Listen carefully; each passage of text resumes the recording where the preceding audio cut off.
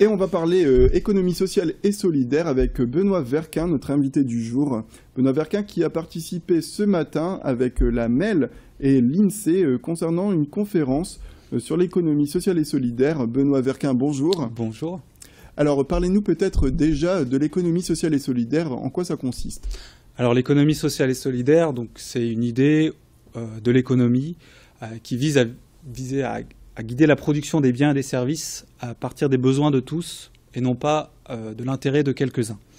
Donc généralement, on dit que l'économie sociale et solidaire se caractérise par une vision d'utilité sociale plus que par la recherche d'un gain. C'est-à-dire qu'on va dire que comme il n'y a pas d'actionnaires à rémunérer, on va dire que tous les bénéfices qui vont pouvoir être engagés dans ce type d'entreprise vont pouvoir être réinvestis directement dans l'activité.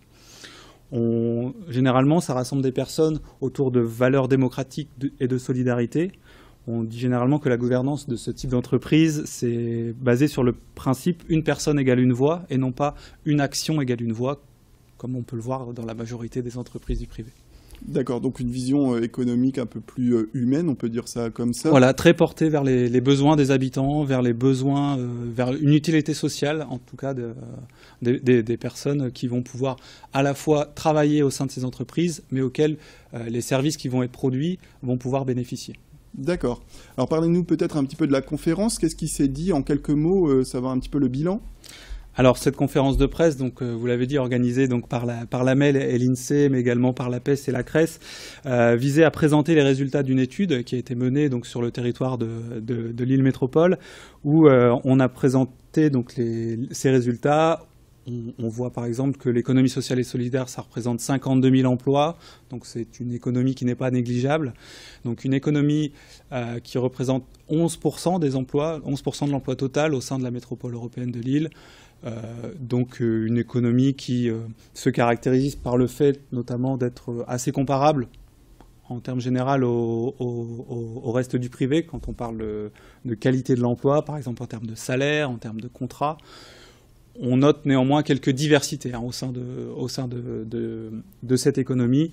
Quelles sont-elles, par exemple, ces diversités? Alors, on voit que notamment, c'est le secteur associatif qui est très présent au sein de l'économie sociale et solidaire. Donc c'est à peu près 86% des emplois, ce sont des salariés au sein des associations.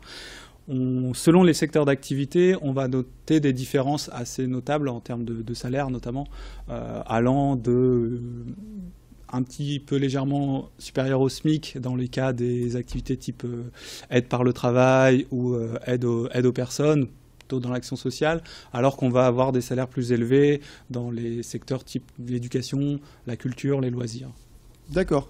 Et donc l'économie sociale et solidaire, est-ce qu'elle est en expansion? Et il me semble qu'elle est aussi labellisée maintenant. Vous cherchez à trouver un agrément, c'est ça? Alors, en fait, l'étude se situe dans un contexte un peu particulier, c'est-à-dire qu'il y a une loi qui a été votée au 31 juillet 2014 qui cherche à donner encore plus d'existence à l'économie sociale et solidaire en créant notamment une existence des entreprises qui n'auraient pas le statut juridique adéquat à devenir une entreprise du secteur, mais qui veulent respecter la démarche d'économie sociale et solidaire, d'être d'utilité sociale. Donc un agrément a été mis en place en juillet 2014 qui permet aux entreprises de pouvoir être reconnues comme étant une entreprise relevant de l'économie sociale et solidaire.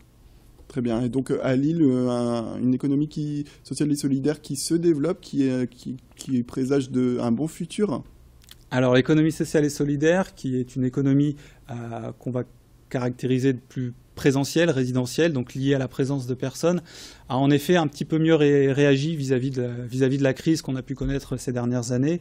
Donc on note que l'emploi salarié s'est maintenu, voire a progressé de 2008 jusqu'à 2011, et qu'elle a tendance à s'être stabilisée depuis peu. Donc on parle de réaction tardive vis-à-vis de la crise, mais une économie qui a encore de beaux jours devant elle, même si on peut imaginer que dans les années à venir, avec les diminutions des aides accordées par les différentes sphères de l'État ou des collectivités, le maintien de l'emploi risque d'être un enjeu majeur justement pour les différentes politiques publiques dans les années à venir. Très bien, écoutez, merci Benoît Verquin pour ces précisions concernant donc l'économie sociale et solidaire au sein de la métropole lilloise. Merci à vous.